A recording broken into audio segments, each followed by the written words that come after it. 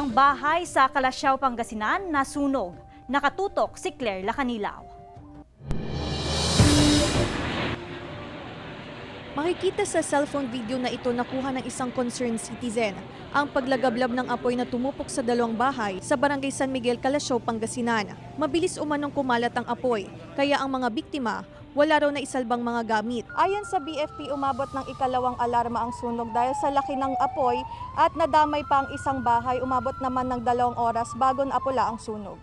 Mahirap din kasi yung pasukin kasi malaki yung apoy, parehong gawa sa light materials yung bahay na pareho.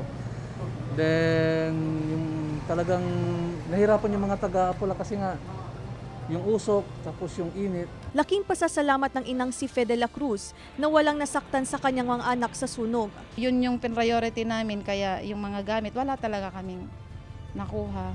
Okay naman yung mga electric wirings. Kaya nagtaka din kami kung saan galing talaga. Isa sa tinitingnang anggulo ng BFP na posibleng sanhi ng sunog ay ang faulty wiring. Inaalam pa ang kabuang danyos ng sunog. Mga extension wires, hindi po namin po yan ina-advise na gamitin kasi for temporary use lang po yan. At kung may katagalan na po yung mga wirings ng kuryente nyo, magpa-rewiring na po tayo. Kasama si Ron Alister Taniedo, Claire Lacanilaw, Balitang Amyanan.